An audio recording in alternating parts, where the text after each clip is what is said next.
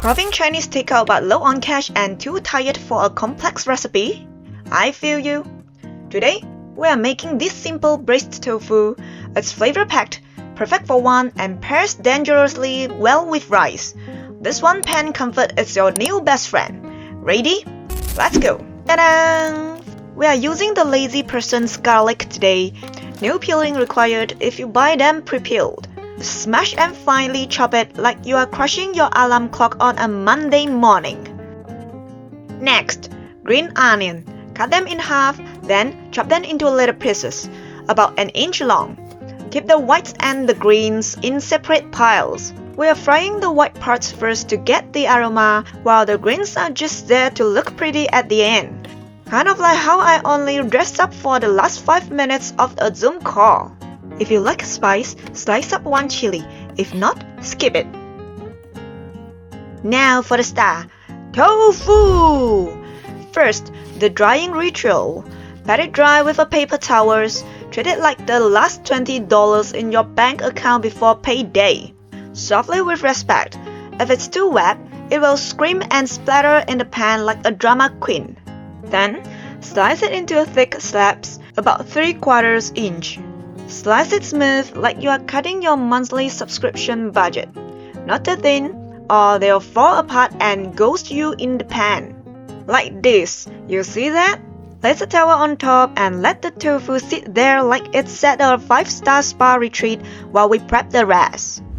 Sauce time! In a bowl, combine your kombu dashi, veggie broth or oyster sauce, you do you. Add a little sugar, black pepper powder, like soy sauce, and a dash of dark soy for that expensive tang. Mix it up. Add some water. And here's that secret. A drop of shallot oil. It's like a flavor level up. In another tiny bowl, mix cornstarch and water until smooth. Set it aside. Don't forget it exists. Time to cook. Use a non-stick pan. Preheat it till it's nice and hot. I'm using my homemade shallot oil. If you see little bits, don't panic. That's just concentrated deliciousness. Gently place your tofu in. Let it seal until golden before flipping. Avoid moving it too much.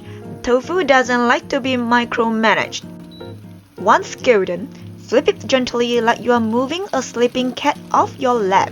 Set them aside once they are nicely seared, golden brown, and finally have some structure in their lives. In the same pan, add a bit more oil if needed. Throw in the garlic, onion whites, and chili.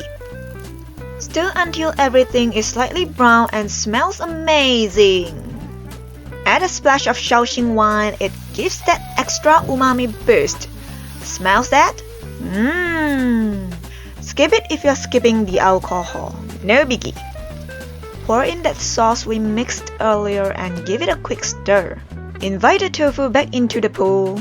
Make sure every piece is coated in that liquid gold. Once it reaches a boil, turn the heat down to medium-low.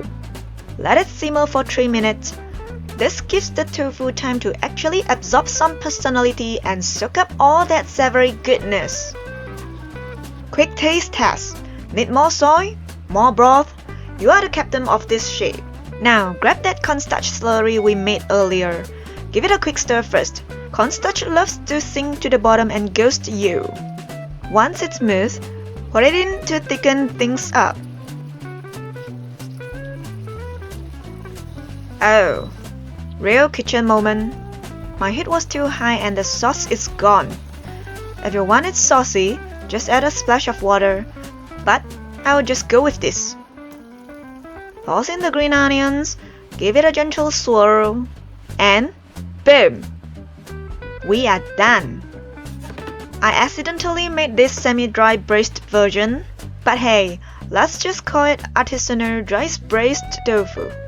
Sprinkle some crushed black pepper and a drizzle of shallot oil on top for that final chef's kiss. Look at that, perfectly seared, savory, and better than any plastic container meal. If you enjoyed this happy accident tofu, hit that like button and subscribe so we can be lazy together. If you are craving more tofu, click right here for my other easy favorites. Thanks for watching. Now I'm going back to my couch. See you next week. Bye.